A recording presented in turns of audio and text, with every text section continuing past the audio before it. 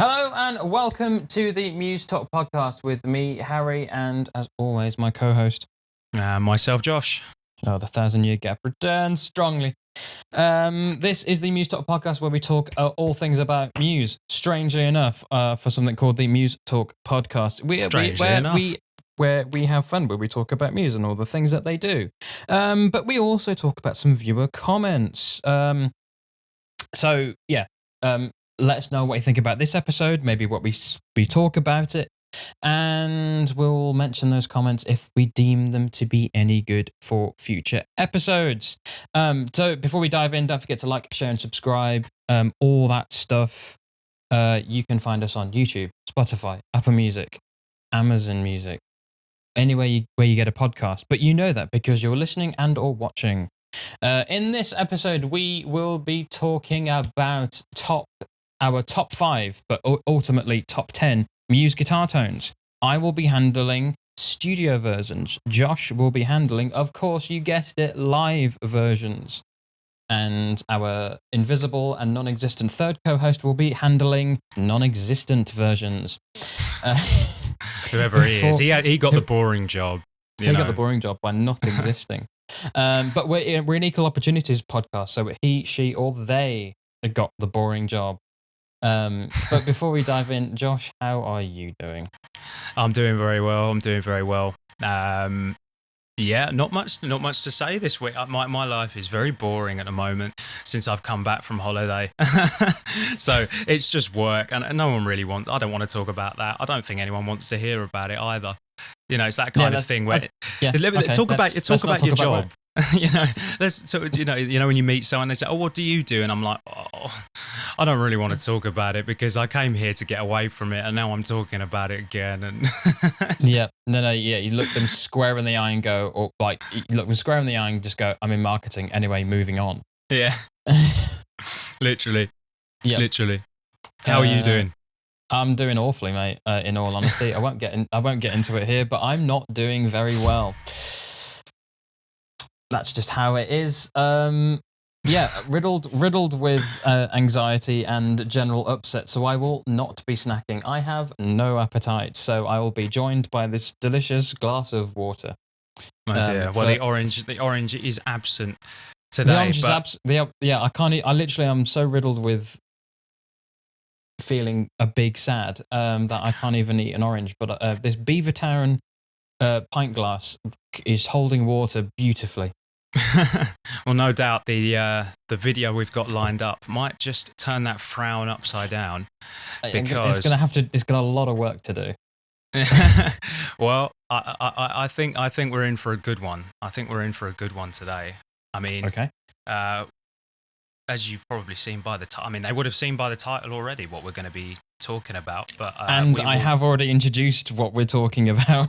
Oh yeah, you probably have done. I know I have done. That's where we introduced. I don't follow. You don't follow. Then that's where I introduced the secret, invisible, non-existent third co-host. Yeah. We need like an AI co-host to just by the way, Josh, Harry has already mentioned these things, so don't mention those again. Don't talk about those again.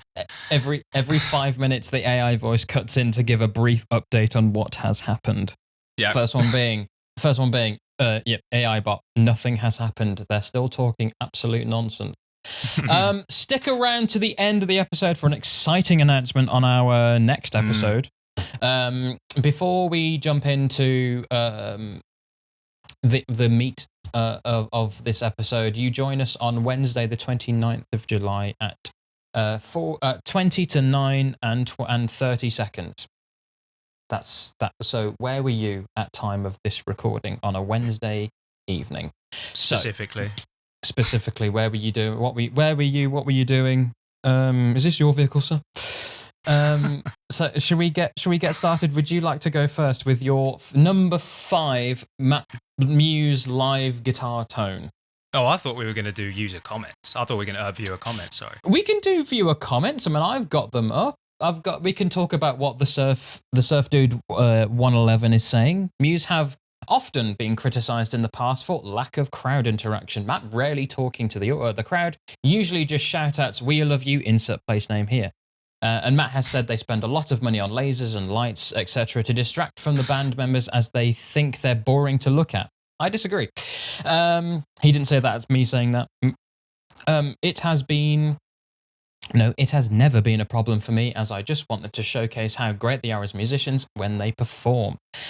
I do wonder if that criticism has influenced the less guitar, more walking around with the mic, letting the crowd sing more, etc.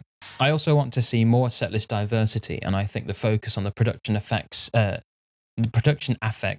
this as it limits the flexibility of everything. So it is so meticulously planned and rehearsed. There is also how they have been less time to rehearse and practice the songs when they have had personal lives as well. There's a lot of things that I've kind of mentioned or kind of spoken about before, particularly when we've discussed setlist or when I've mentioned setlist in, I don't know, there was a particular video essay that I made a couple of years ago about like the kind of my view, the reason why there is such rigidity in the setlist from Muse, because there's all the laser and production that goes into like the behind the scenes of like of the songs that we see. Like all the songs have custom production value.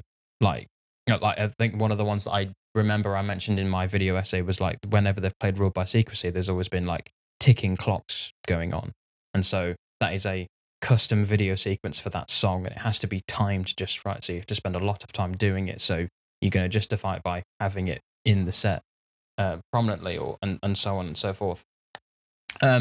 Because there's so many moving parts for their shows, yes, there is a lot of emphasis on it being rehearsed and practiced through dress rehearsals, essentially, which is what the production rehearsals are.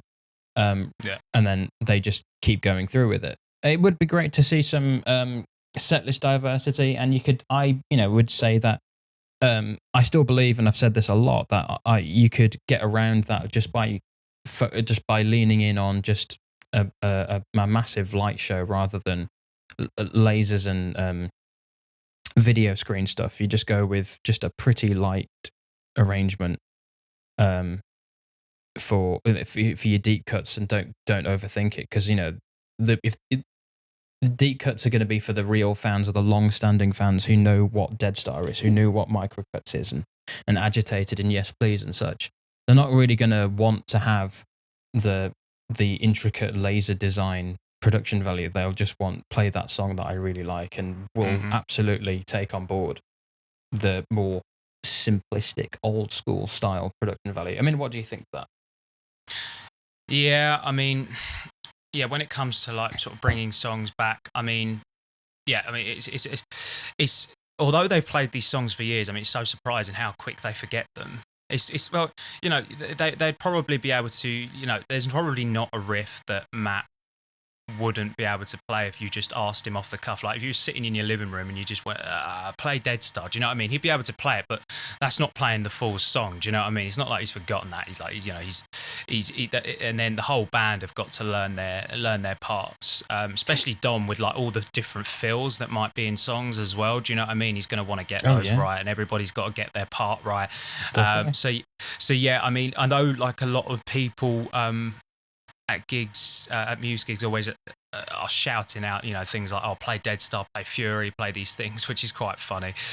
Sometimes they do, but it's kind of not just as easy as that.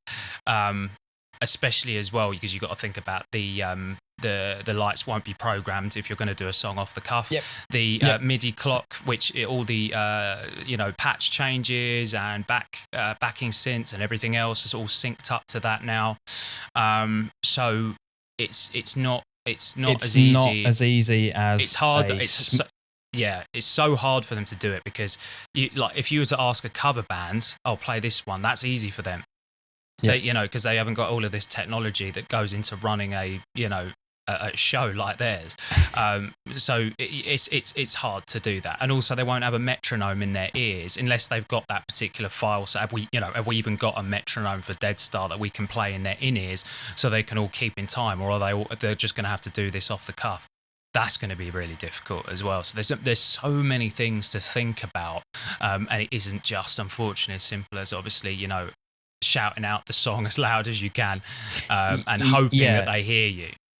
Yeah, I mean, I think a good way to articulate that or to kind of understand it is when they did their viewer or audience request show. The requests were not on the fly; they were voted on and then compiled. They found the top 10 and then they rehearsed them. That in itself should describe to you how easy or not easy it is for Muse to just do something off the cuff. I mean, there was in one of those shows around 2017 or something where they did just do Agitated and Yes Please at the end. There's an argument to say that was planned the whole time, and because they are such raw songs, you can get away with just doing some simple like stuff on the fly, I would imagine. Like when they, what was it? Simulation Theory, or was it Will of the People Tour? Will of the People Tour, where Knights of Sidonia was just broken, and so they ended the show with Showbiz, but they'd gone off stage for a while to get prepared for it. Yeah, they tried to restart it twice. Yeah, before and going then to Showbiz there. Yeah, and then when they played Showbiz, there was all sorts of technical issues, like his microphone distortion came on at the wrong time. He forgot lyrics, and you could tell Matt was just kind of a bit pissed off by the end of it, which is why he just started trashing his guitar. Yeah, you know, it's not a slick thing. Yeah, you and I like could play. Yeah, we'll take requests and just do it on the fly, but like a stadium level band, not so much. It's not an easily pivotable thing for them. Mm-hmm. Yeah. So yeah, moving down. Old Sailor 24 says Matt should perform Night Shift Superstar on guitar as well, no exceptions. I would be surprised if ever that happened.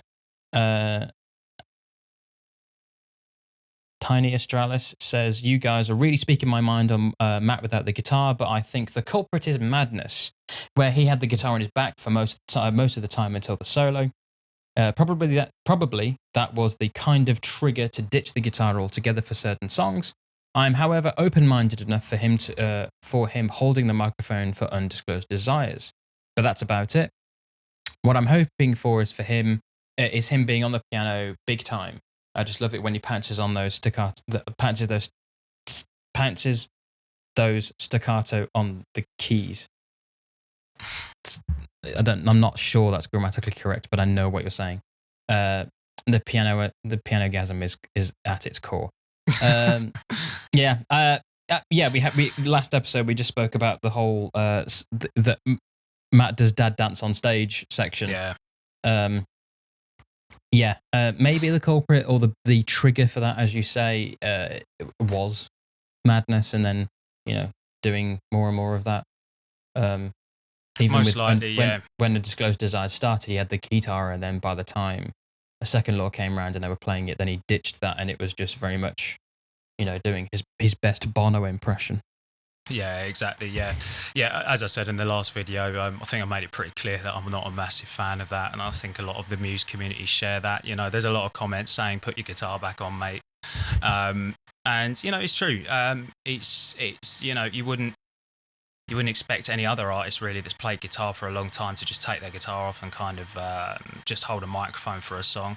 There are other bands that have done it, obviously, but I think many artists that have played an instrument or are doing something while they sing just tend to stick to that. So yeah, I don't. As I said in the last video, there's no reason for Matt to not play an instrument and just hold the microphone and sing. And if he feels awkward doing it, then there's no pressure to do it. It's not like they don't have to perform the song. I mean, he could quite easily go back to playing a guitar on Undisclosed Desires. Yeah. So it's he's because he's done it before. It's nothing new. It would just be going back to the old way of performing the song, which I think is way better than. It's way better, but that's Muse are. They don't go backwards. They might look really back at stuff, but they don't go back. So, only forwards.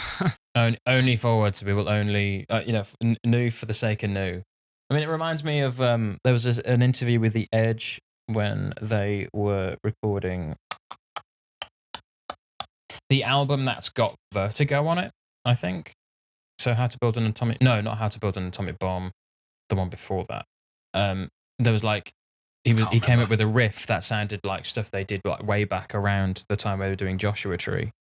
And the rest of the band would say, we can't do that. We need to do new stuff. And the Edge's response was, we have to serve the song. We have to make this song work for itself. And that might mean going back to an older sound, an older technique to really bring it out. And I think he's absolutely right. Serve the song. I mean, if you then reference stuff that you've done like 10 years prior, in a lot of ways that can like add continuity to that music. Really say to the audience, this, we are still this band. We remember where we've come from, but we see where we're going, and we haven't forgotten the old way. So on. Yeah. It makes sense. Makes me think of that. No, I share the same view. Yeah. And then the last one, Joe, Muse Museum Music. Muse submitting demos for all their ideas to a committee of muses. To choose the album track list would be absolute fire.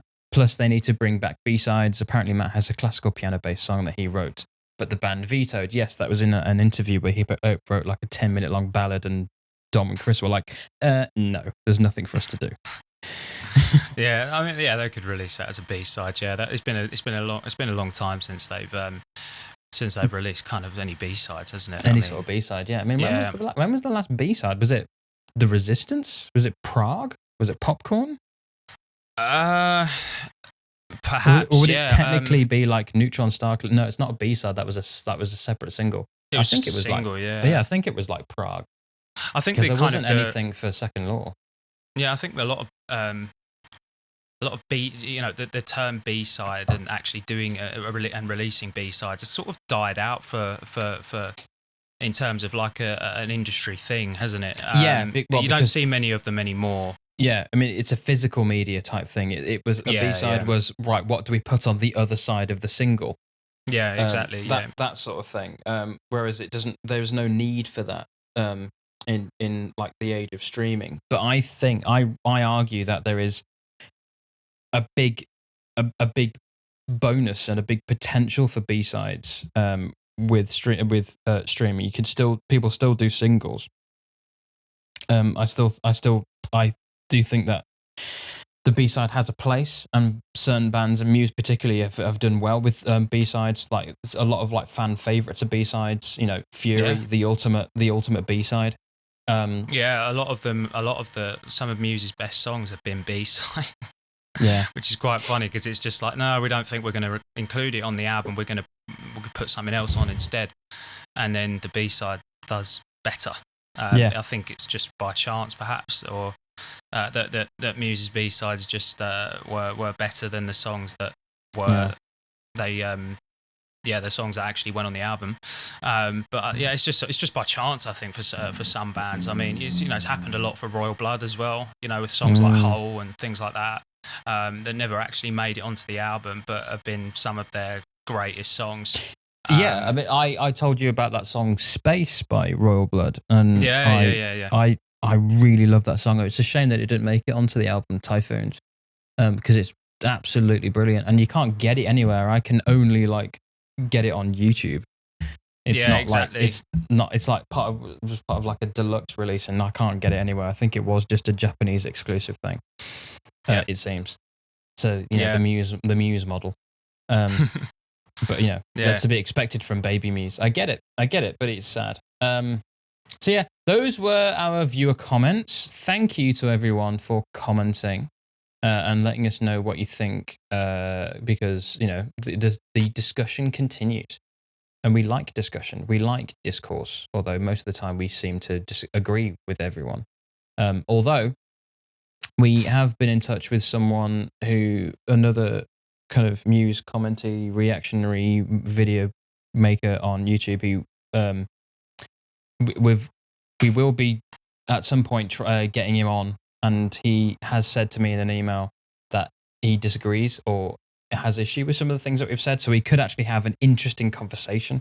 I need to reach out to him, but he lives in Australia, he says, so like timelines are going to be all sorts of mental, so I will reach out to him. If you're listening, I am going to reply to your email. I've just been going through some stuff again. Yeah, it'd be good to have him on the show. I'm really sad at the moment, but we're gonna just power through. Should we talk about some guitar tones now? Yes, let's do it. Excellent. So I don't know about you, but I tried to order these because I thought, maybe it might be interesting to do it in, number one being my very best and so forth. I can't order these. I've tried. It's not. I just can't. I can't. And there's so many that could have made it onto this list, but 5. Otherwise, the video is going to be days long. And there's different.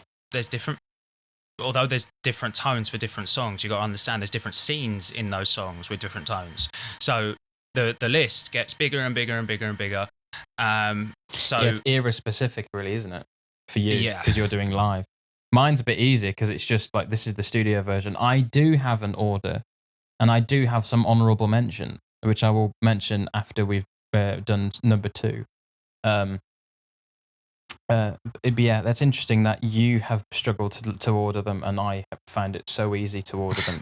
For full transparency, I know. I'm very confident I know what at least one of these tones is for you. For the viewers, whilst I really try and get comfortable on this seat, I still haven't replaced my gaming chair. I'm still borrowing a chair from my mum. So she came all the way from her house to my flat and gave me a chair. What was I saying? I know I'm pretty confident I know what at least one of these tones is for you.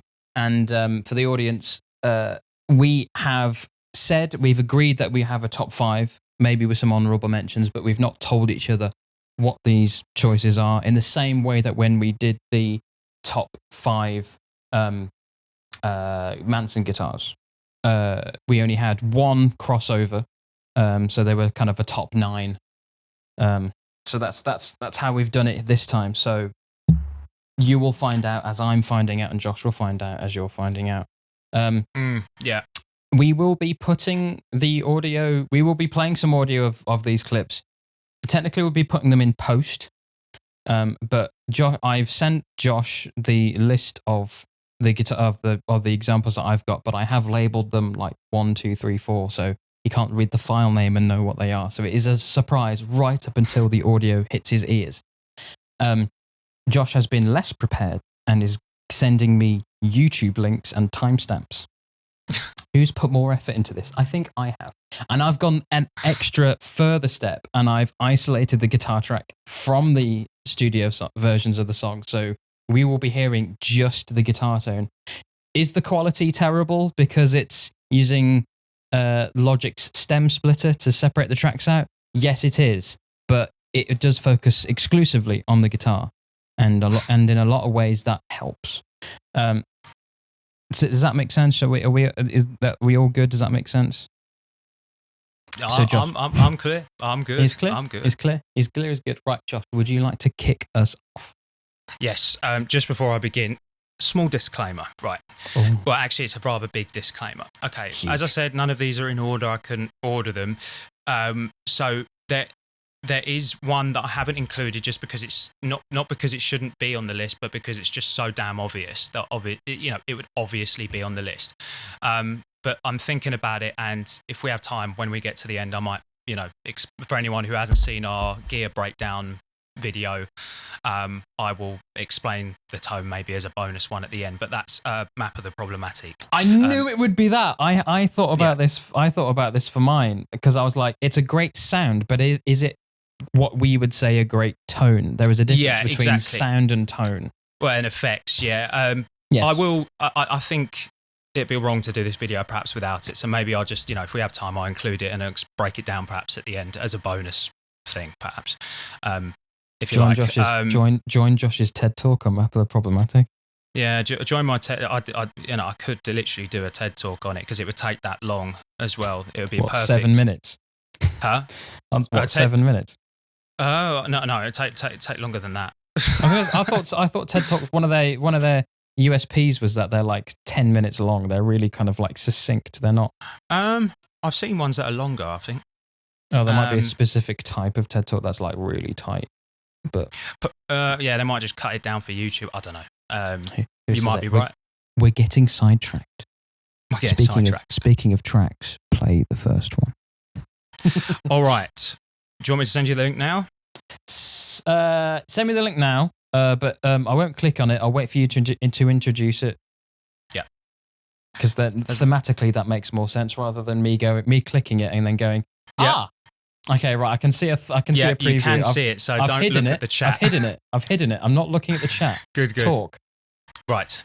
My number 5 pick is the Stockholm Syndrome tone for the intro riff, and that is from Elves Court 2004.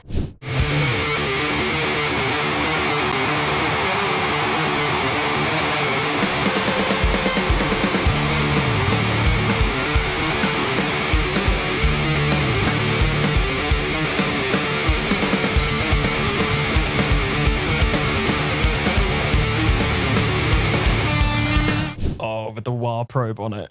Hell yes. Yeah.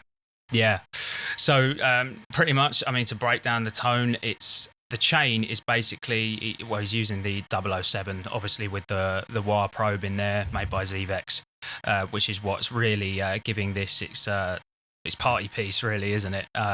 It wasn't used all the time throughout the tour. It wasn't like every single time he played Stockholm he'd use the wah probe. It was actually used quite sparingly, but on this particular... in my years of watching Muse, I think this is the only time I've ever seen or heard it being used. I think. Yeah. It's one of the only videos. There would have been more, I think, but it's one of the only videos I've seen as well where he's actually using it. But again, I mean, even the sound alone, I mean, it's just cool to just do that on the horn of the guitar. Do you know what I mean? And it creates that sound. That's just cool in itself. Yeah. But yeah, essentially, it's of course the wah probe, which is built into the guitar. It's on the 007, if you didn't know. And then the rig, obviously the rig was pretty simple, as we discussed in our rig breakdown videos for the Absolution tour. But essentially for this tone, it is a parallel blend between the Line 6 Pod Pro distortion mixed with Channel 4 of the Diesel VH4. And that's going into a Soldano 412 cab, and that's literally it, really.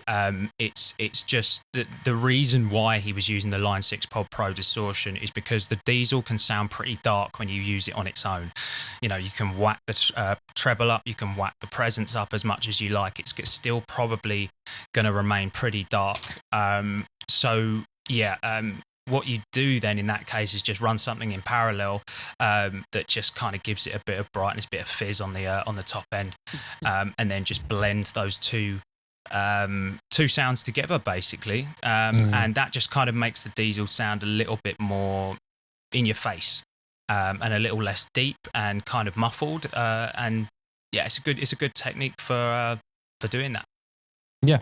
So that is pretty much the tone. But yeah, I mean, overall, I mean, it just every time someone kind of like you see the reaction channels, they kind of react to Stockholm. I mean, that one gets sent in quite a lot just because the tone is just unbelievable. Yeah, it's one of like peak tone. Oh yeah. Easily. Yeah, I absolutely love it. I think it's one of my favorite Stockholm performances that they've done, just because of partly because of that on its own. And then at the end, it's just that cacophony of sound where he's just looping that delay at the end, very much like hypochondriac music. And then just, destroying the drum kit and stuff. And the sound is pretty good because around that era, they did quite a few festival shows and they were doing the same thing at the end of it. They had Stockholm to end the set and destroying the stage. Mm-hmm. Glastonbury's was pretty good.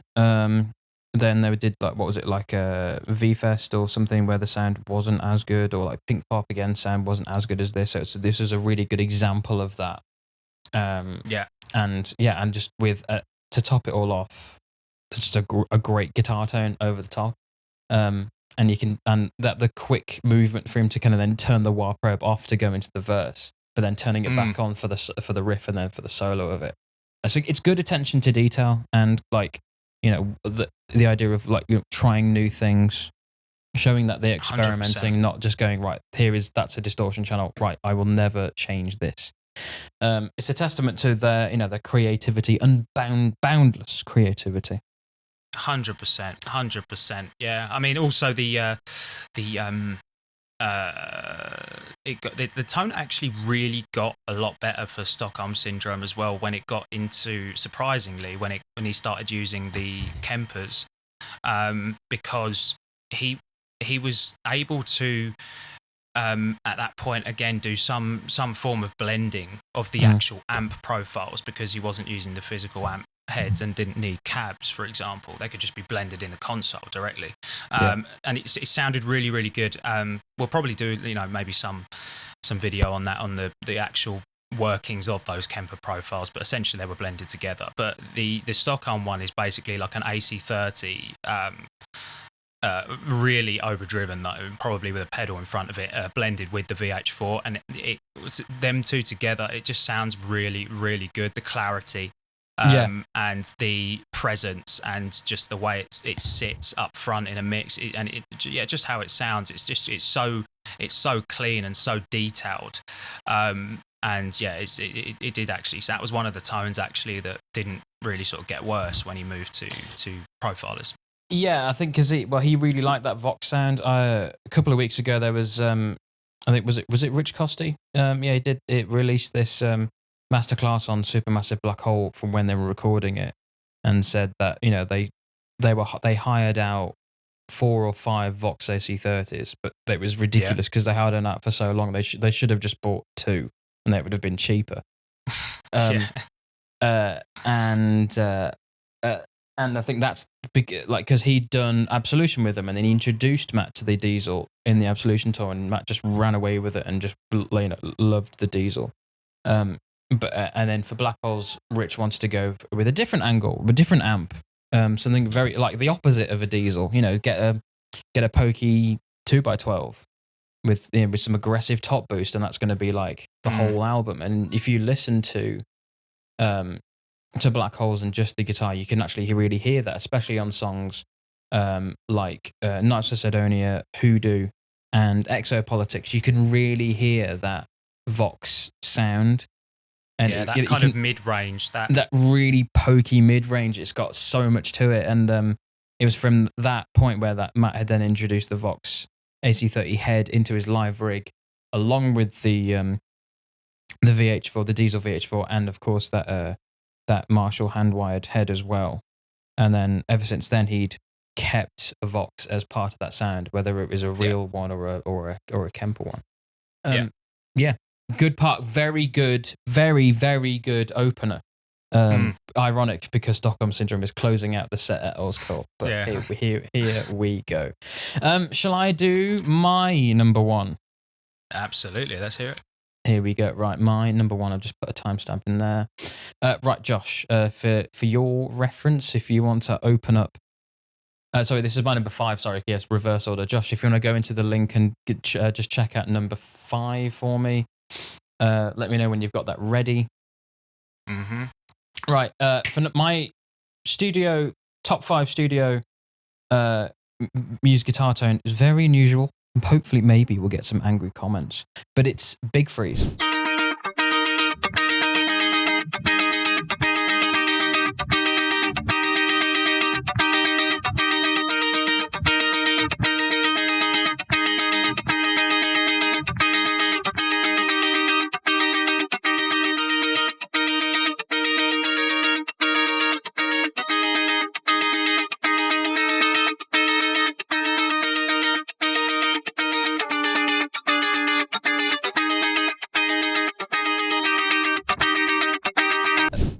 Not the intro bit where it's got that rubbish version of the map of the Problematic sound, but no, it's just like the verse, pre-chorus, and chorus sound. It's just a kind of, it's much more like a strat sound, like a bridge and middle pickup sound. It's so different from every other Muse tone ever. It's only been used once in that particular way. And it's really jangly, isn't it? It's really jangly because I've always called Big Freeze like, you know, the U2 song, the Muse U2 song, because it's a sound that the Edge really goes for, and they've never used it before or since, as far as I know, as far as I hear, but they really make it work for them. There's a lot of bands that have used that sort of tone or that sort of approach with guitar production, and it just sounds super generic. But I might be biased, but then Matt's may have been able to use it or create it in such a way where it does sound and it fits with that Muse tone, because it is really kind of leaning into a U2 sound and of course like a Queen sound as well. And it's really simple. It's a really nice, clean tone, and that the strumming on it is really consistent. It's really powerful performance, and it comes out really, really well. I absolutely adore that sound, and it works just perfect. Yeah, and I tell you what, you always know it's so much easier to tell if there's something wrong with your chain, like when you're using a clean tone like that. Listening to that is like, if you're playing a guitar and it sounds like that clean, you know that everything's okay. Do you know what I mean? Your preamps are good. You're not clipping anywhere. The output from the guitar is clean. You're not using a dodgy cable and it's got a weak connection, or your pots are going in your guitar. You know, it's like it's a good way of flushing out those issues, because if it sounds like that clip, you're all good. And as soon as you go to a distorted tone, it's going to sound way, way, way better, because I think it's so easy nowadays to ruin your guitar tone before it even gets to the plugin or the modeler or whatever you're using, you know? Because you've got it just everything turned up and it's just... Yeah, exactly, yeah. And if it's just, if it's distorted, like, you know, if you're testing like with a metal tone, you know, it's going to be impossible, really. But yeah, if you're getting that kind of, it's not even the tone, it's just the clarity. Do you know what I mean? You can hear a lot of clarity in that. You know, you could tap, I could tap the string. Do you know what I mean, like that, and you would just you'd hear it, and it's so sensitive, and it's then you know it's everything's good, basically. Yeah, yeah. But yeah, a great tone. I love those kind of like Strat tones, those Edge-esque tones, because they're so versatile. They can be used in any form of music, and it's probably the most used tone really in modern pop music now. And also the way he's playing there, that kind of chic sort of style of playing, in a way, is really used a lot in pop music, especially in the kind of disco tracks. Yeah, nowadays. I was going to say there's that Dua Lipa song that's got that tone in there. Yeah, I just remember that I like the guitar in that one. I do like the production in that one, and it fits that kind of disco-y sound. Yeah, I really like it. It's very versatile, and it can fit on a lot of music. Obviously only works clean, so you're never going to see a metal band whacking out a Strat on a bridge and middle position. But you know, I'd like to see it for humour. That'd be so funny. That would be so funny. That would be good. Right, so let's do number 4, the next one for Josh. All right, let's get your clip ready. Now, this is a long one, so you know you're going to have to go to 104.45. 104.45. 104.45. Okay, and this pick is the Plug-in Baby intro riff tone from 07 to 08.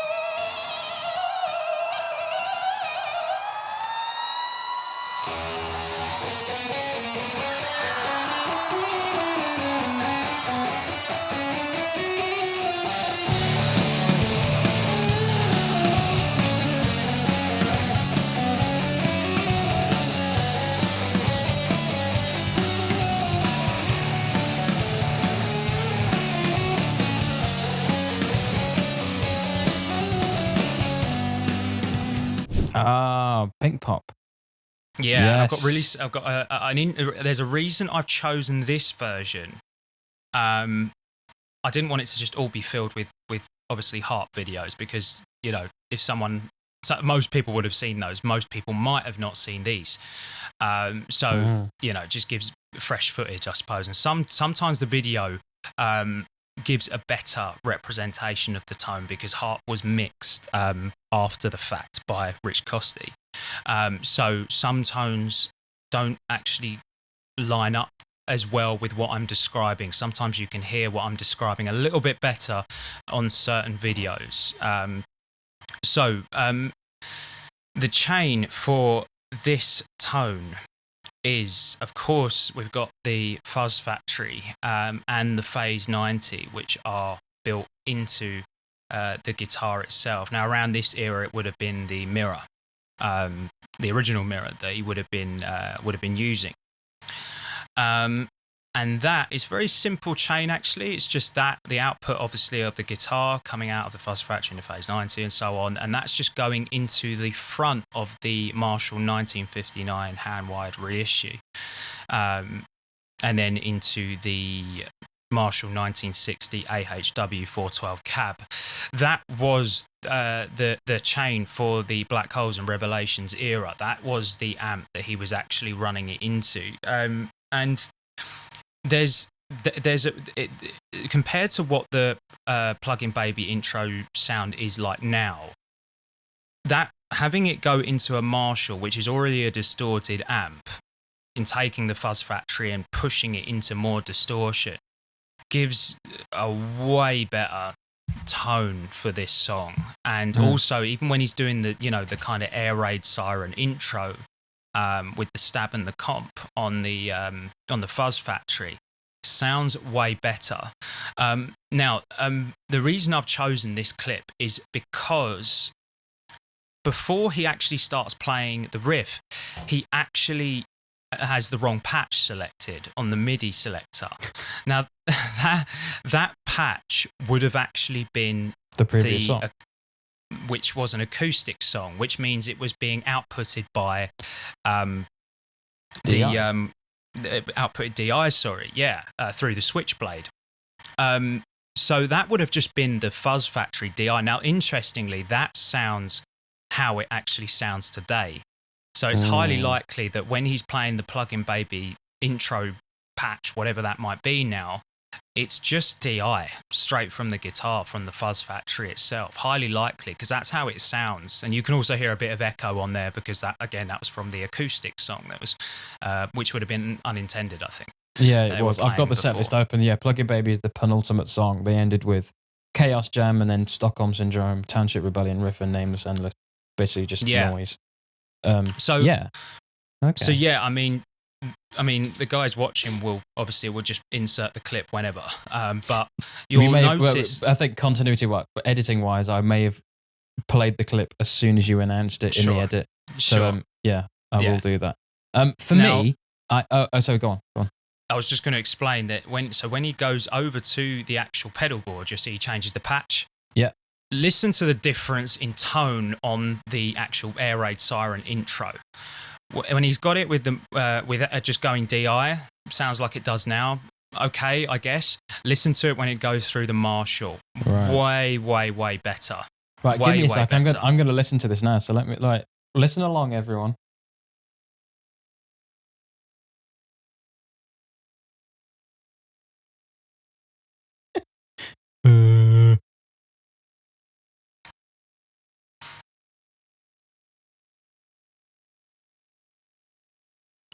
There's a lot of silence from me because I'm just watching him.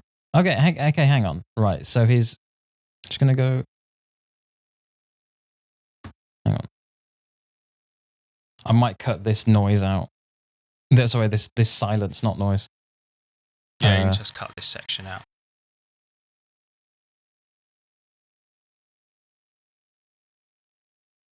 Oh, yeah, because it's also got delay on it. Yeah. Wow. Exactly. But you listen to the change in the tone of that Fuzz Factory on the stab and the comp knobs, right? Yeah, It's much more aggressive, and it sounds fatter when it's going through that Marshall. Yeah, you can hear. I'm still gonna. I've just paused it for a sec, but you can hear like when it comes on because you can hear the amp noise and the phaser which is on. Yeah. One sec. Oh, it just, God, yeah, that's so different. I wouldn't really have. I know that, what was it, a couple of years ago, 8 months ago, Pink Pop put out a lot of archive stuff. I did listen to one or two of them, mostly Man of Mystery and Hoodoo and Stockholm Syndrome for the Chaos Jam. I skipped right over Plug-in Baby if I'm at all honest. That's crazy. It is crazy, isn't it? And if you go back to when they first started performing this live, well, if you watch any Plug-in Baby performance from the Absolution tour, for example, you'll hear the Fuzz Factory does sound slightly different. That's because it's got different transistors. It's got a different type of transistor. We've gone over that before. The DeLorean had made the Fuzz Factory sound more like a toy. It's like these Germanium transistors. They've run out of them now, so you'll be lucky to find one. They're pretty hard to come by. But also, he was running it through the clean channel on the diesel. The reason I'm saying this is because whatever amp you're running into, it's going to sound vastly different depending on the settings on the amp, but mainly the gain level. Yep. Now, I don't know where this rule came from, but every single YouTube cover that's ever existed online tends to be like, right, I'm using the Fuzz Factory, therefore clean setting on the amp, and it's kind of been like this go-to rule. Well, it's not really, actually, because it actually sounds better when he's using it through the Marshall. When you put some grit on it, when you put some grit on it, yeah. You're pushing the Fuzz Factory into a distorted amp. You're going to get a different tone, I mean, I don't remember what I said on my on both of my Plug-in Baby Sound Like videos, but I do have my Boss OS 2 after the Fuzz Factory, obviously, because it's on my guitar when I play it for myself, just to round it off, to give it something. Because I think a lot of people will just go, right, Matt uses a Fuzz Factory. There we go. That's the drive, rather than thinking about layering drives or stacking gain stages like on the thing that I've done in my Sound Like videos. I know I've not done a Sound Like in 500,000 years.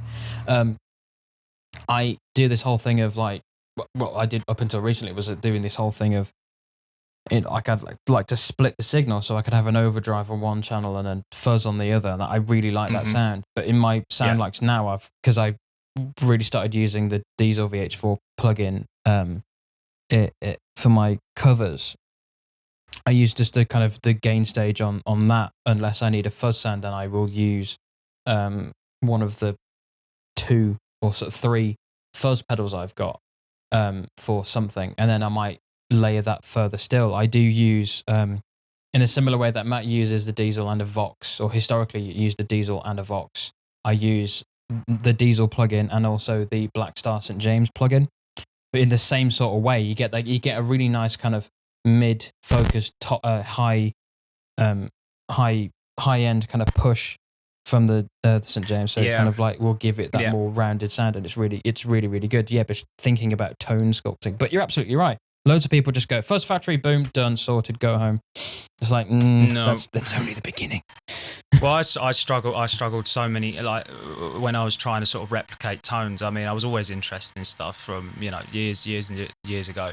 And I was always just like, when I got the Fuzz Factory, and I was just like so excited to play around with the stab and the comp knobs and do the air raid siren like he did on the video, and it just didn't sound exactly the same. I was like, what? Why is that? And you're gonna need this specific amp, really, because it's the fuzz is reacting and it's talking to that amp, and they're communicating together basically to create that tone. That's the whole thing. So it's unless you kind of have both of them. I mean, you could probably do it with a plug-in, but it's a bit more complicated than that, because the real thing would have real tubes and you're using a real distortion pedal with a real amp. Yeah, the Fuzz Factory is really sensitive. It's really reactionary. It will work in a certain way, and also the last thing that I'll say about this, otherwise we will just go on and on and on. The Fuzz Factory is built into the guitar and is running off a wireless pack. So that's going to sound totally different than using a cable. Yes. And I for my Fuzz Factory, I run it off the mains. I don't use a battery. There is a big difference in how a Fuzz Factory sounds off a battery versus mains, in my experience. There's all these variables that really don't play nice with a Fuzz Factory. I've got it plugged into my Boss ES8. If I plugged it in like a series of pedals, it will sound different. So it's all those. But that's a really, really good, example. I like that one. That plug-in baby one. One, because it shows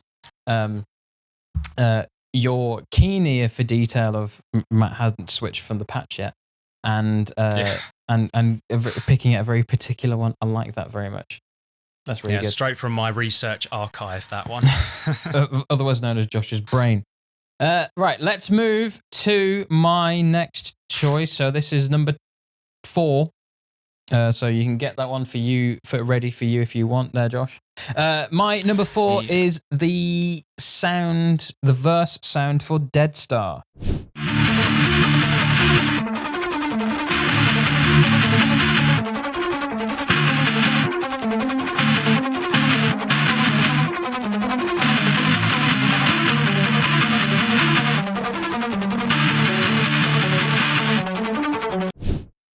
Are we are we listening to the bass tone there? I mean, we're not listening to the bass tone. We're just listening out for the kind of arpeggiated guitar tone. Right. The guitar sound. Sorry. Ignore the.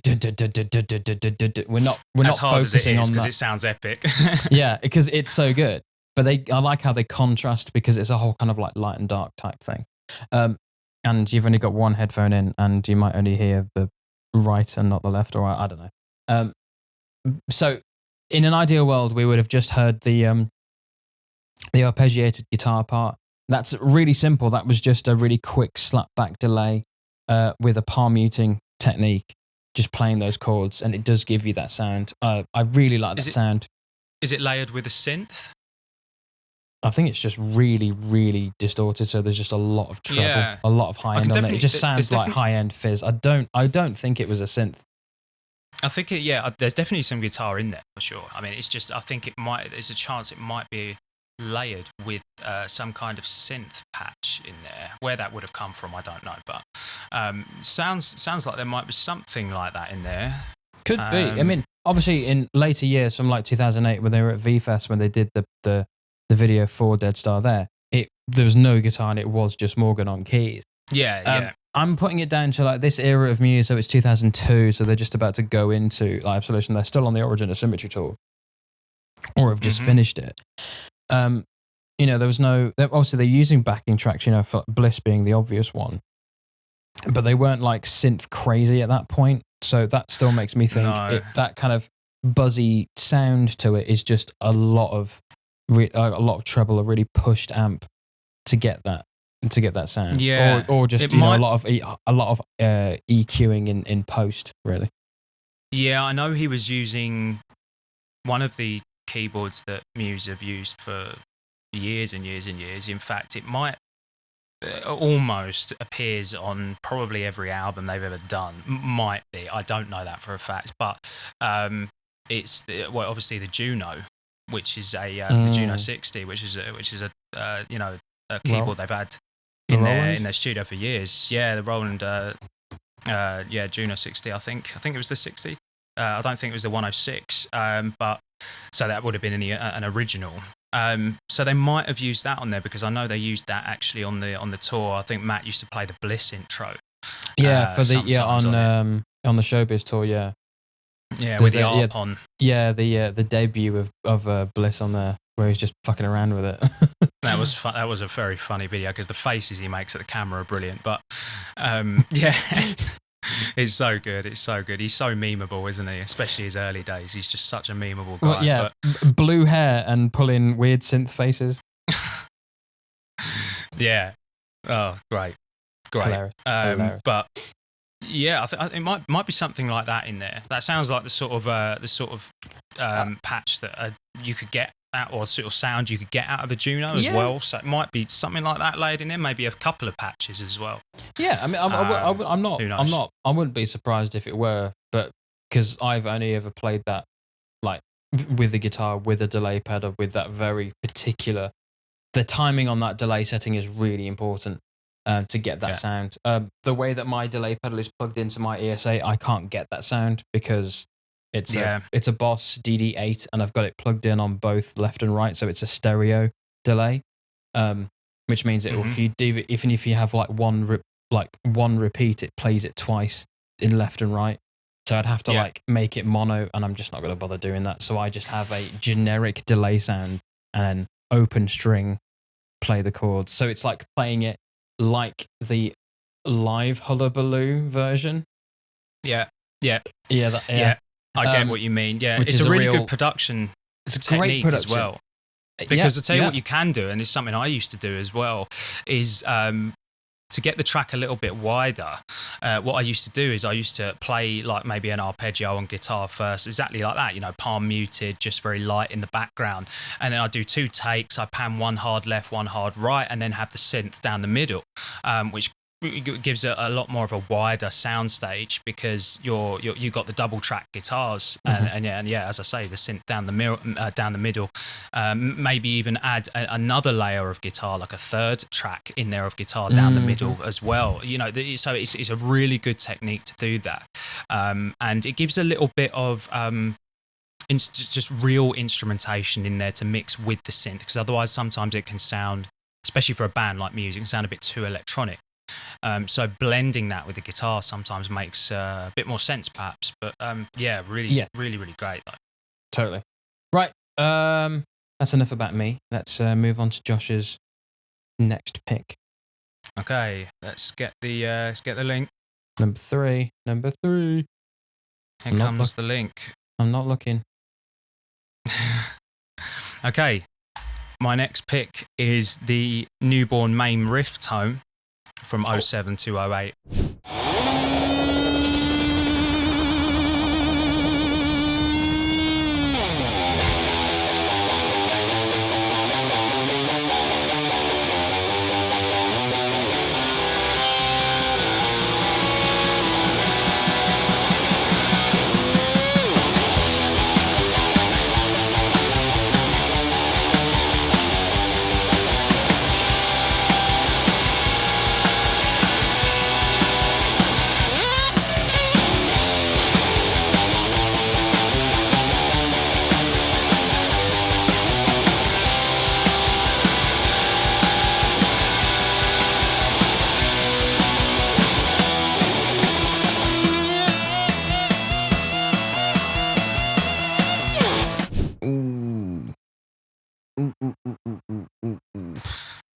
I've chosen a different video from Harp again because this one actually communicates the tone a little bit better.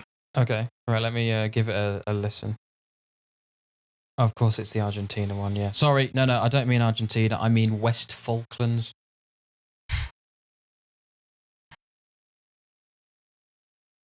Well done, Spain. Well done. Proud of you. Right, we're almost there. He's playing with the chaos pad. He's scratching the strings. You got the big old intro. Hand in the air.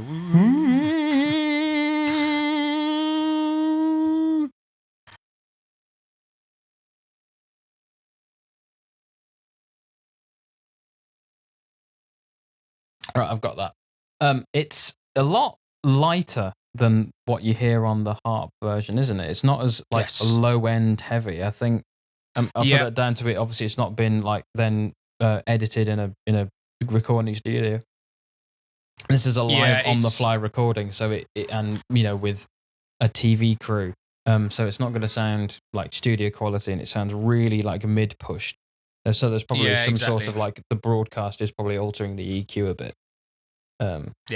Yeah, that's what they do. I mean, they in fact, I think it's like every TV channel, if they're recording it, will get to do their own edit on it. They just get, I think they just get the raw multi-tracks, and then it's up to them to kind of just, I suppose, just level it a little bit. They'll obviously get they'll get somewhat of the mix from Mark, but it'll kind of come like, you know, they won't have to add effects or stuff like that. You know, they'll get the multi tracks, but they might have to just level them a little bit better, because Mark who's the live sound engineer, is EQing it for an outside gig or a stadium or wherever it might be, the venue, and not for TV. So you know, that's a different mix. Yeah, and TV will butcher it anyway, because they'll just compress the shit out of it, just to get it up to broadcast.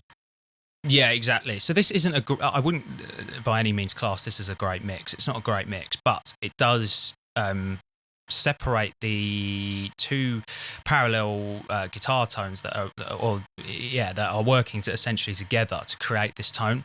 It kind of just gives it a bit more, makes them a little bit more obvious, I think, which is why I've chosen this video. But yeah, you are right. Usually it does have a little bit more bass and a bit more depth to it. Certainly you'll hear that in the harp video, and in the harp video it is leveled. All the guitar signals are sort of leveled a little bit differently. So in terms of the actual chain for this tone, so you've got the Sans amp being run DI with the Fuzz Factory being blended together. So you've got two DI signals. One is going to be extremely fuzzy, coming from a Fuzz Factory. If you've ever DI'd a Fuzz Factory, you know it's absolutely chaotic, and it needs a bit of EQ to kind of tame it down a little bit. That being blended with a Sans amp, which is also running DI as well. So it just means without the cab emulation.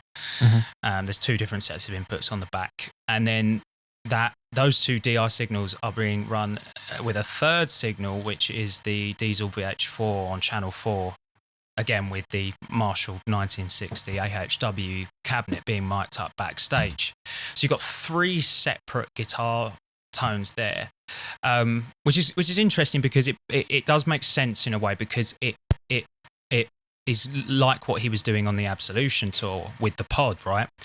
So he's taking that kind of heavily distorted bright signal and blending it with the darker tone of the VH4, and getting what he wants.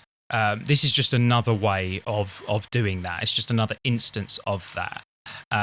So yeah, Sans Amp DI, Fuzz Factory DI, and the Diesel, essentially to create this tone. But you'll hear in the video that it's really kind of pokey in the mid range. Especially when he's playing the outro riffs at the end, that's a good opportunity to hear it as well. You hear it's just really fuzzy, really, or not even fuzzy, just that fizzy kind of. It's very present in the mix, and doesn't have a lot of low end, as we've spoken about. But you can almost you can hear that there's a Diesel in there, but barely.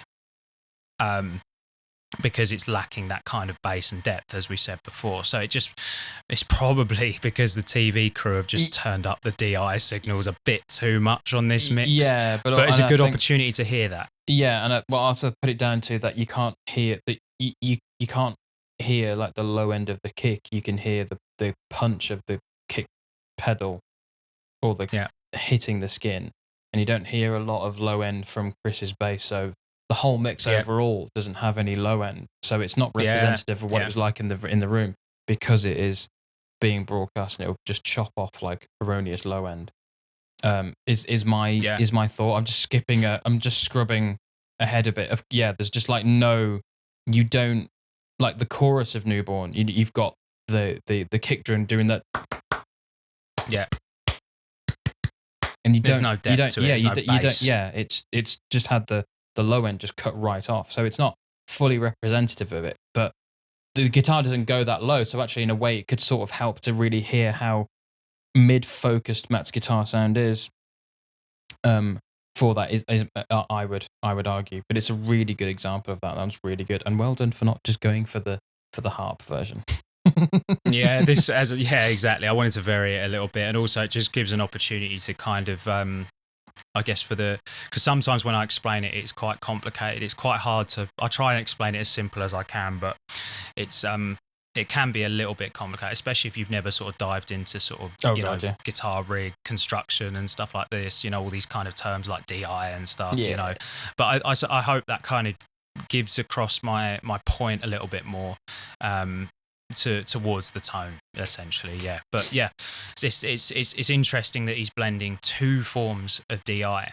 That is actually, and they're all doing it's three separate layers to be able to actually get that tone. A lot of people have always kind of known that he blends amps in the studio and things like this, but no one really assumes that he's blending pedals, DI signals from pedals for quite a while, until sort of around about now, where it's kind of becoming a bit more out there that he's doing that. But yeah, it's something he's done for many years, and he's still doing it now. If you listen to songs like Cryogen, for example, DI Fuzz from the Fuzz Factory, again, it's something he's done for years and still does. So yeah, well, Fuzz Factory or the new fuzz pedal from Answer Guitar Works, we don't know. Yeah, exactly. Yeah, that could be a possibility as well. Yeah. Very good. Should we move on to my next pick? Absolutely. Yeah. Right. So we go number 3. Okay.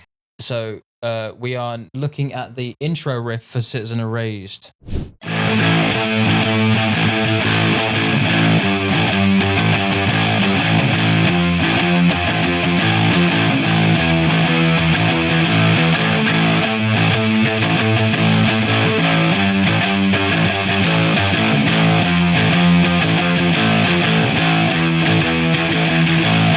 So mean, isn't it? It's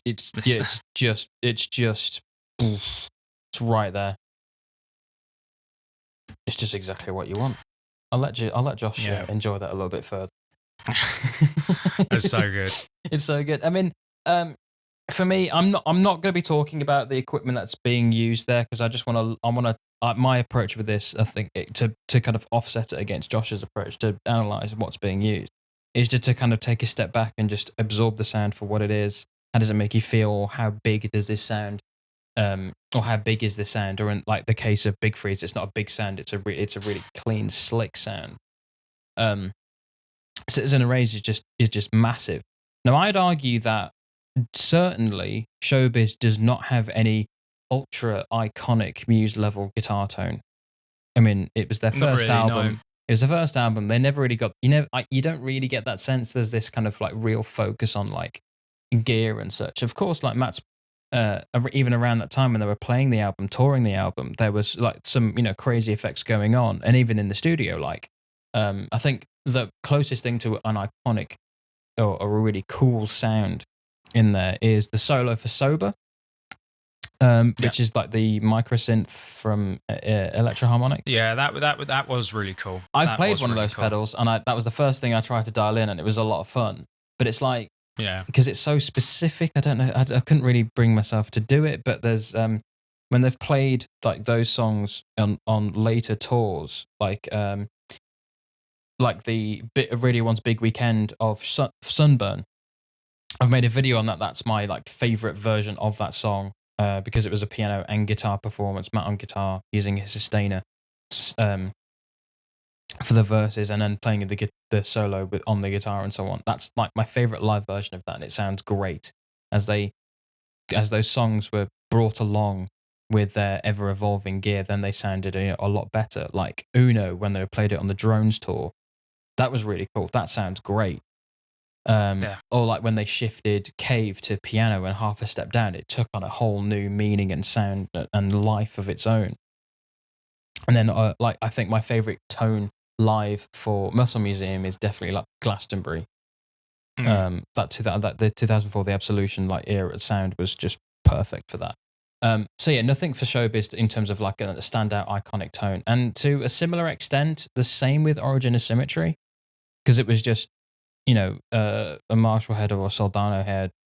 Yeah, exactly. Yeah, a lot of people get that wrong, don't they? A lot of people think that the Citizen's Erased tone is again the Diesel VH4. It would have been had it been on the next album. Yeah, but by then it was just Marshalls. He hadn't discovered it at this point. No, he hadn't. And I think that whilst there are great sounds on Origin of Symmetry, there's a lot of different, a couple of different sounds on Hyper Music, for example. There's a lot of like, kind of like a clear, transparent, glassy neck pickup, Strat neck up or Telly neck pickup sounds in there that sound really nice.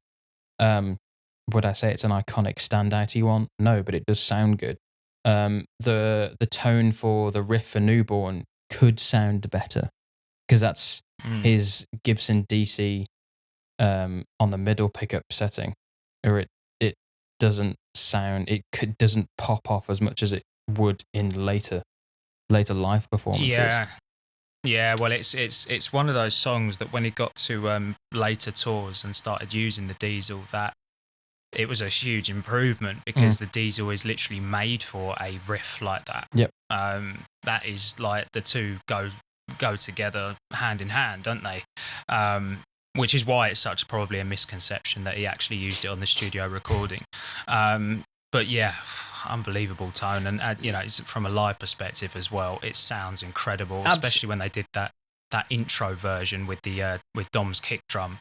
It just sounds doom doom. It sounds so good. Yeah, I think Citizen Erase is one of the few moments on Origin of Symmetry where it is a really good guitar tone and huge and oppressive.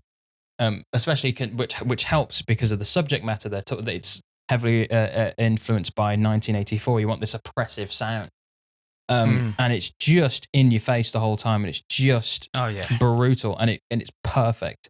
It's not complicated. It's not on an intellectual level guitar tone. It's just super raw. Works as I mentioned earlier with like kind of the analogy with the Edge from U2. It serves the song. It works so well for it. It lends great character, and that's why it's my number 3 pick. Yeah, it had to be in there somewhere. Had to be in there somewhere. Yeah. Talk to me about your number 2, Josh. Let's have a look. Right, so my pick for number 2, let me get you the link, send that over. Now, you'll know where to go on this one, but you need to go to 4:30 on this one. 4:30. Okay, and this next pick is the Knights of Sardonia ending riff tone from 07 to 08. Okay. Right, I'm back in the room. I've got a flavour of that. I've got a taste of that. Got a taste of that. Dish. Let's talk the dish. So what it is it's a SansAmp DI blended, not with there's no fuzz factory this time on this ending riff. It is the SansAmp DI blended with the Diesel VH4 again on channel 4. That's what the data says anyway. Again, into the 1960 AHW Marshall cab, 412. So yeah, it's the SansAmp is, if you listen closely to that tone, it's got such a good pokey mid-range again in it. Matt Bellamy loves his mid-range. Oh, he loves his mid-range. That's why in all my Sound Like videos, I was like, just push the mids. It's not going to just get the mids. Yeah. And you got to get them right, because the mids is a big area. Do you know what I mean? It's wide. It's the body of the spectrum, isn't it? It's everything sits in there. If you didn't have the low end, you didn't have the high end, you'd still understand what someone was saying if they were talking to you, right? So that is the core of it. And the problem is, if you're not detailed enough with it, it sounds muddy. And you don't get that pokey mid-range enough, especially in a guitar tone. But I always hate guitar tones that are like the go-to metalhead guitar tone, when they're just like, right, turn up the bass, turn up the treble, and scoop the mids. You really want to scoop those mids. And I'm like, no. Leave those mids alone, my friend. I do not want to hear. Hey, teacher, leave those mids alone. Leave those mids alone. I do not want to hear a guitar that sounds like it's coming from next door. Yes. Exactly.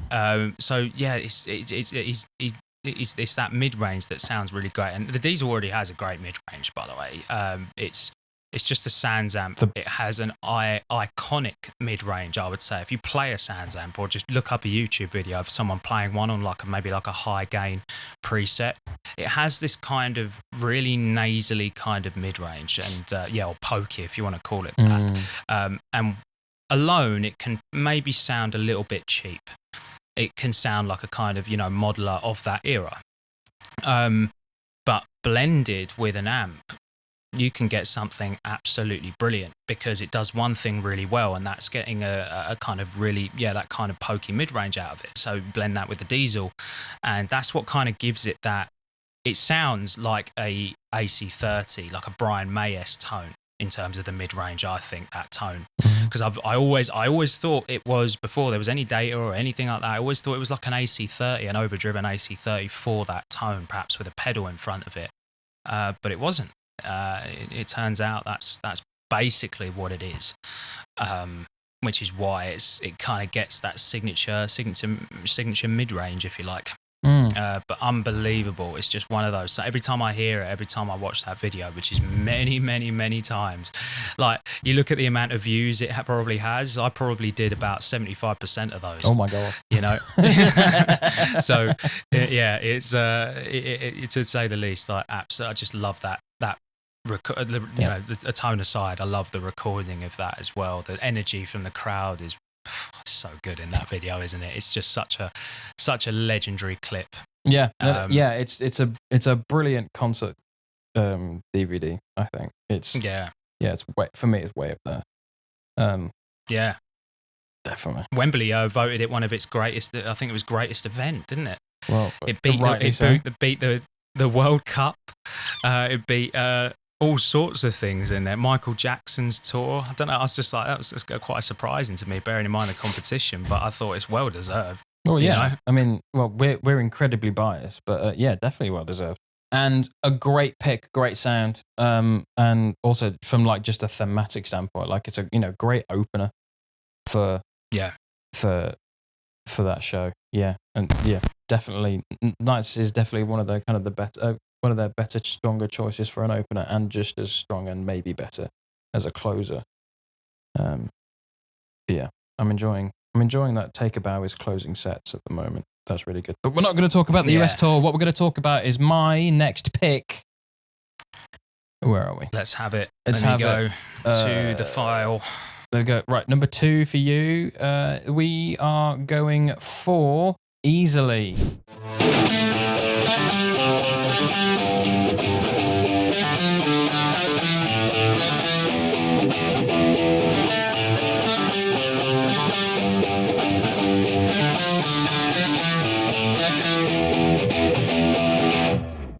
That sounds so good.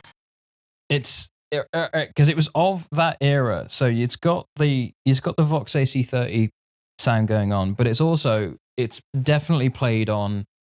Well, I'm going to argue that it's definitely being played on the black MIDI Chaos. Yeah, with the dual P90s. Dual P90s, because it's just got that P90 jangle to it. Absolutely, and we've been over. That is my one of my favorite Manson guitars ever. You'll have to listen to that entire podcast to find out exactly where it features in my top. The room sound on that tone as well. Yeah, exactly. Everything about it really works, and it's so pokey. It's the use of chucker on the actual the technique being used. It's everything. It was working so well together. And to go back to what we were talking about earlier, Easily was a B-side. So, all hail the B-side really at this point, because we've got a Dead Star, which, a lot of people argue is a B-side. And yeah, I love this sound. It's so good. I mean, that when they played it in that By Request show in 2017 or whatever it was, I was absolutely ecstatic that it got played, but obviously it was being played on a humbucker, so it had that humbucker sound, and I was like, oh, it would be really good if you had a P90 on that, but I'm grateful for you playing it anyway, so I'll take it. But yeah, this song sounds amazing, and it's not like a guitar driven song. It's got a really, really, really good solo on it. You got that fuzzy bit, and then it goes into that whammy bit. Great solo because it follows the vocal melody, and I do like when solos do that. But it's not an out and out like guitar driven song. The guitar for the chorus especially is just following what the bass is doing, which is just supporting the rhythm. But the sound is insane for what the production on that sound. It has no business being that good for a guitar part. That's so utilitarian, I would argue, and it's really of that era. It was a great time for me is because that Black Holes has got such an incredible sound to it. Yeah, It's from one of my all-time 100%. favorite Muse songs, and it's a shame it didn't make it onto the album, but it made it as a B-side. And yeah, the real fans that know. sounds. Yeah, 100%. That sounds like, to me, two amps. That sounds like a very sort of jangly, clean, slightly overdriven AC30 with like a VH4. Because you can really get the clarity of the strings, which you wouldn't get if you were just playing for the VH4 alone. So yeah, I think there's definitely two amps that are kind of blended together, which he's obviously known for. So yeah, no, it's really interesting tone that. But yeah, it's kind of it's not up front in the mix when you listen to it in the song. It's kind of not buried, but in the you in do the have to concentrate on it because it's playing what the bass is playing. You do have to really ignore everything else to try and focus in on it, which is why I wanted to do the stem split so we could hear these hear these parts specifically. But yep, that's my number 2. Tell me about your number 1, sir. Okay, let's do it. Get that link. Get that link. Get that bag, everyone. Get that link. Okay, coming over now. My number 1 is, of course, the supermassive Black Hole tone from 2011 to 2008.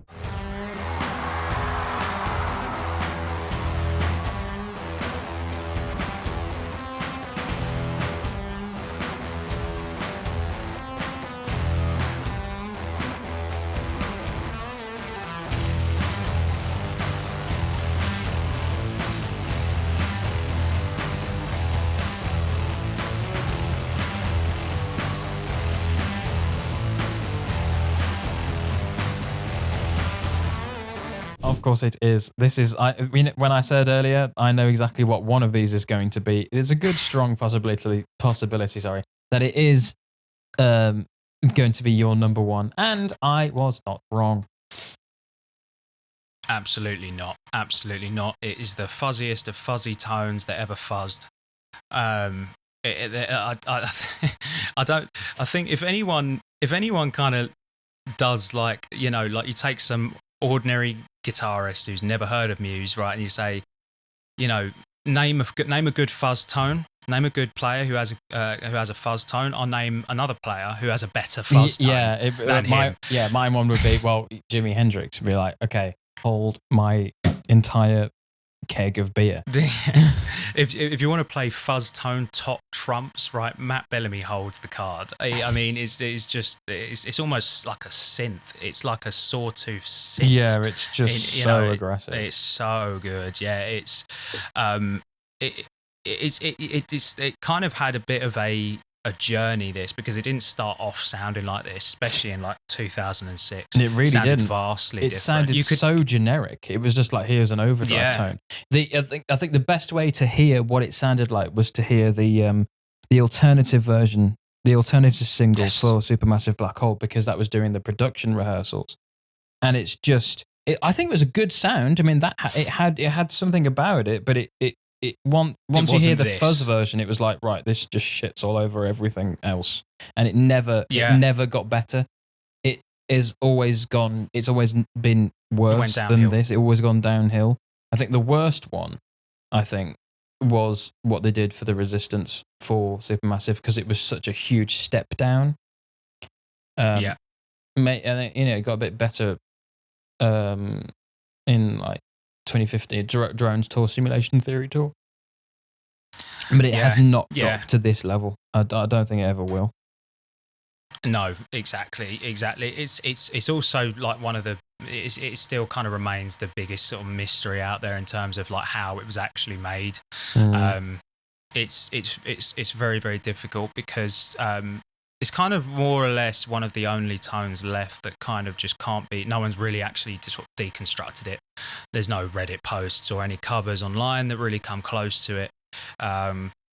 So you're kind of if you want to, like myself, do you know what I mean, just try and see what is that tone, do you know what I mean? And it's like it's become this thing now where it's just like I won't stop until I understand what that is. It's every tone nerd's white whale, isn't it? This is your Moby Dick. Yeah.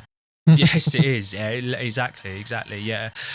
So this is one of the only ones that I can't really tell you exactly for sure, but I can only really tell you how close I've come to it, which is 90%. It's kind of just missing the 10%, which I believe is probably just compression and EQ rather than actual pedals or amps or anything like that. So the interesting thing, so if I put my gear nerd hat on again, the interesting thing is about this tone is there's no amp at all. Ladies, calm down. Yeah. So I've started listening to I've started aggressively listening to the Finn versus History podcast, and they just talk about history. When they start talking about World War II stuff, and they start talking about battle tactics, Finn will just go, "Ladies, calm down. We're going to talk about supply lines. Take off your underwear." And right on time now. I see my lights are now dimming for this one because it knows that we're about to talk about this holy grail of a tone. But essentially, what it is, what I believe it is, it's a Sans amp DI'd again, just like it was on Newborn and a lot of the other songs during that era. This tone actually does crop up again, but you just don't hear it because it's blended with an amp. So there's no amp. There's no amp selected in the data. All of the amps are turned off. So it's not that. So essentially, what it is the Sans amp DI'd parallel blended with two fuzz factories, all in separate chains. So it is like, let me try and do it this way. So you got like a Sans amp, fuzz factory 1, fuzz factory 2. And then coming together in the end. So they've got their own sound. Yes. Yep. Okay. They're all separate. So so just imagine like 3 straight lines all going to the console, right? So it was kind of like it's just missing something. So I just had to kind of think like, what is it missing?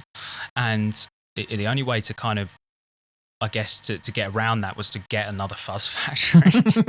So luckily, I've got a friend of mine who's got one, so I didn't have to buy another one. I will now because I've kind of sort of figured it out a little bit more. Okay. But I borrowed it off him. I was like, "Can I just borrow yours?" And he was like, "Yeah." I'd have borrowed you. I would have borrowed you my spare fuzz factory, but it is broken. So. Yeah, I knew you would have had to have sent it as well from Birmingham, so it would have been a little bit. He just lives around the corner, so I'll just come round and I'll get it. But yeah, that's pretty much what it is. So it's three separate channels, Sans amp DI, and 2 fuzz factories blended together, which means there would have been 2 fuzz factories in the bottom tray. You just can't. You can only see one. It's just buried at the back, yeah, because it's deeper than you can see. Yeah. And that's what I said about your mum. But no. Kidding. Yeah. We love the mums. No, mate, that's it. I mean, we nerded out, you nerded out massively more on this when we did our Black Holes and Revelations rig rundown, where we went through everything. If you want, for the audience, if you want to hear more of that, you can search the channel and you can find that Black Holes and Revelations rig rundown, rig chat, rig madness. We have still not done the next episode of the rig discussion stuff. I believe we're due to talk about drones. Yeah, 6 months on. Yeah, we can do that. We can do that at some point. We've just got loads of other exciting things to do and talk about. And stay tuned. We're nearly there. Keep your pants off. If the viewers want that, keep your pants off. We are going to talk about what's so special about the next episode. Sit down. Calm down, children. Everybody calm down. All right, we'll get to that. We'll get to that. You'll be fine. You'll enjoy it. You'll be happy. It's worth the wait. We're not gonna blow your load straight away. Speaking of blowing loads, should we talk about my number 1? Absolutely. Let's do it. Right, now this comes at you. Yeah, as you will see from the files that I've sent to you, Josh. No, what am I talking about? We need to do some honourable mentions first. This is going to be a bit of a quick fire round. So I've got 4 honourable mentions plus a bonus. In no particular order for me, studio iconic top 5 top Muse guitar tones of studio versions of songs. In at number, it doesn't matter. In alphabetical order, we have the intro for Fury.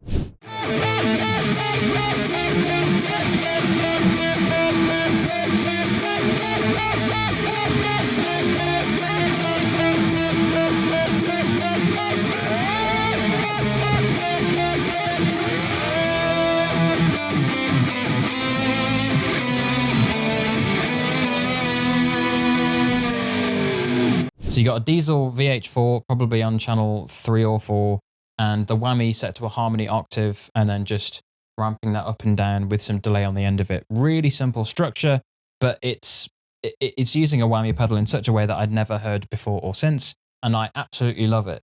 Especially with the delay on it, when you just really drag out that sweep on the treadle, it creates that really kind of wonderful kind of zipping sound. I love it. It's great. The next one is the verse sound for MK Ultra.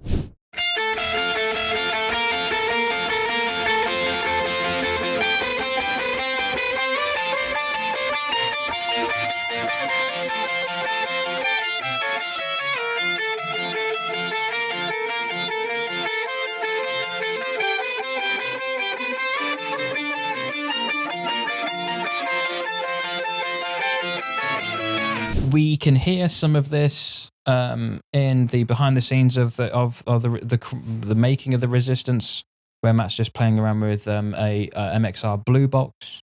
But he gives it this kind of like octave effect a little bit, which is just really nice. Next, we have the chorus for Reapers.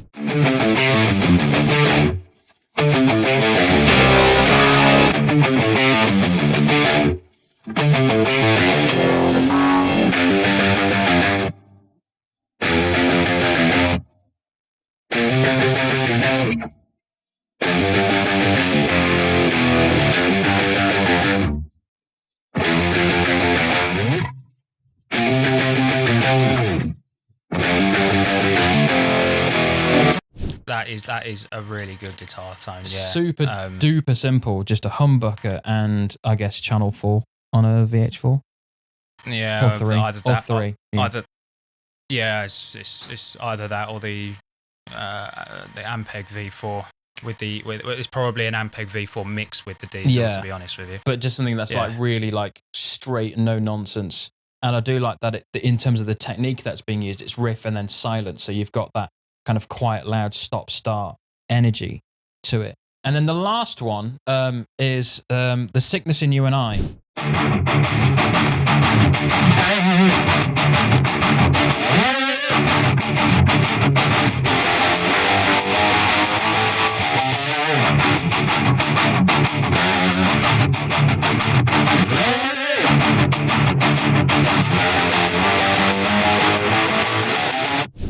As an honourable mention, because it's so new in terms of the timeline where we are.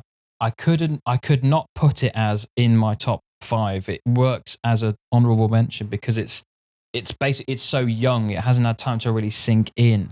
Although it's got a great sound to it. It's very similar to the Reaper's sound in terms of the reasons why I like it, but it's got more of that live sound to it, where it's got that rolled off tone knob kind of aspect. And when I made my cover of it, which has questionable timing on it, I used that kind of roll off the tone technique for the intro riff, and I mean just listening to it now, it's a great sound. Yeah, absolutely. And then you've got that slide brilliant in from the Sustainiac, and then we have a bonus for you, Josh. Have you ever heard the vocoder for the chorus of Reapers? Yes. I mean, isolated on its own. I don't know what. Yeah, no, I haven't heard it on its own. Well, play it for yourself now with the bonus track that I've sent you. You can run, but you're never gonna hide. You can run, but you're never gonna. You can run, but you're never gonna hide. You can run, but you're never gonna. What's he saying? You can run, but you're never gonna hide. That's cool. That's really cool. I remember when they were playing. It was that short, the Psycho tour. So they were playing in Wales and the outer reaches of the British Isles. And Reapers was leaked by an audit recording of it, and that vocoder bit really stuck out. And I was like, "Oh, what is being said? What is that?" And I could never hear it. And now because I've got I can now split stems. I don't know why I'd not done this like years prior, but because I was splitting the stem for Reapers for this. I thought, "Oh my god, I can now do it!" And I was like, and it gave me a clean cut of it because it plays just the vocoder part at the very end of the solo.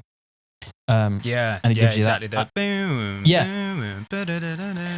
And I thought that the audience might enjoy that. I don't know if any of you at home, boys and girls and everything else in between, had ever really heard that vocoder part. So there it is for it's you. So good. It's just, I love Drones so much as an album. Like I really do. Like I know there's some people out there which kind of which don't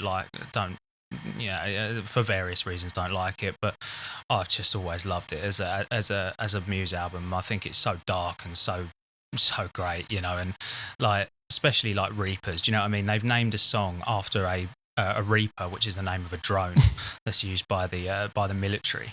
You can look it up, like type in Reaper into Google, and you'll most likely see the drone. It's and they've kind of turned, it's just the feelings of what he was feeling at the time into like military-esque things. It's a really cool concept, and it sounds great. But I love those little things that they included in Drones because you'd never think that they'd add something like that. And the fact that you've just told me, because I never knew what he said, and the fact that he says, "You can run, but you're never going to hide." You know what I mean? That's just so cool for the song. It fits the song, And fits the theme brilliant. as well. Like, the whole theme about behind Drones is the CIA asset, and it's the CIA that run and manage and deploy drones. Everyone's outside. They run and manage and deploy drones in around the world, mostly the Middle East. Blowing up schools in Iran. I shouldn't laugh. I'm just trying to do a little jab at the US military blowing up a girls' school instead of the neighboring naval base. Strange. Anyway, let's look at my number one pick. Now, this comes in two parts because there is an example of layering going on here. What we're going to be doing is delving into Stockholm Syndrome, but the solo part. So this is the bit where we've just had like the break, and then we've had the drum fill, and then we have this kind of tone shift where Matt's just playing the riff. And there are two distinct parts. There is the synth part, which I believe is coming off of the MIDI pickup that's on his guitar, or it's from a synth that's really well matched for it. And then, of course, the guitar part.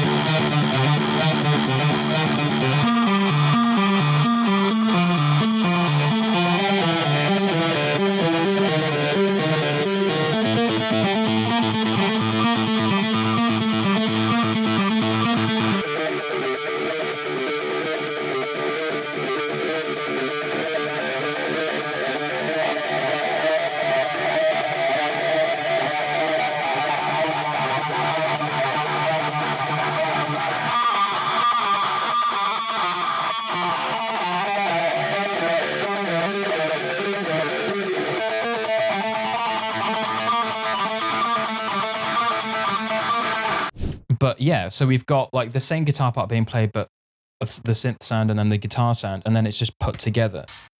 We've heard this the entire time that we've had Stockholm Syndrome.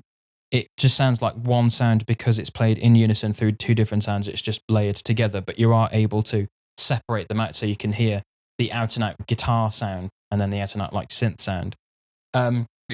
It's nothing crazy. I mean, because he had that Roland synth in his guitar, it was a possibility that could be done. And also just with programming, you could do it anyway. But it's such a wild out there idea, I think, from the start, from this riff, which sounds very much like a System of a Down song, which I can't quite remember the name of, but apparently in an interview I've read that Matt was really trying to channel the Prodigy with Stockholm Syndrome. Yeah, that really makes sense. Yeah, and when you listen to it, it really does make sense. Yeah, that's a good way of putting it. Yeah, it all does snap together with that. I think it's just great. I just love this sound. It just works so well. It's something about when you sort of put these kind of like half-cocked wahs on guitar tones that just makes them sound so cool. And even when, because all a wah is, it's just a sweeping filter, isn't it? I mean, that's all it is. It's just it's just a filter. But even when they did it more subtly on Psycho, for example, I think it's like the last riff, with when the drums come in, like the doom doom, and then it's just Matt playing the guitar on his own. You can hear that there's a subtle sort of filter taking out, that slow sweep that just makes it sound so cool. Do you know what I mean? It took the track up another notch just by doing that. But even when he's doing it here, which is obviously an extreme version where you're literally using a Dunlop wah and sort of half pressing it down, sounds so good. Sounds so good, and it's not a new thing either. Obviously, like players like let me see who's done it in the past. There's been quite a few. But it was, for example, on Money for Nothing. Do you know what I mean? Dire Straits. Do you know what I mean? The guitar tone on that is obviously very much a half-cocked wah. So it's been used throughout history to kind of create these effects. It's one of those things, like, it sounds like a half-cocked wah, but I don't think it's that. It's just something else. It's quite a common technique. Yeah, I mean, Queens of the Stone Age have a similar thing, but I don't think they use a half-cocked wah. I think they just use a lot of EQ or strange amps that give it that sound. I mean, my trick, my cheat for getting a good Queens of the Stone Age, a really easy Queens of the Stone Age sound, is getting a lot of overdrive, roll all the tone off your guitar, and then just play like single string riffs. So like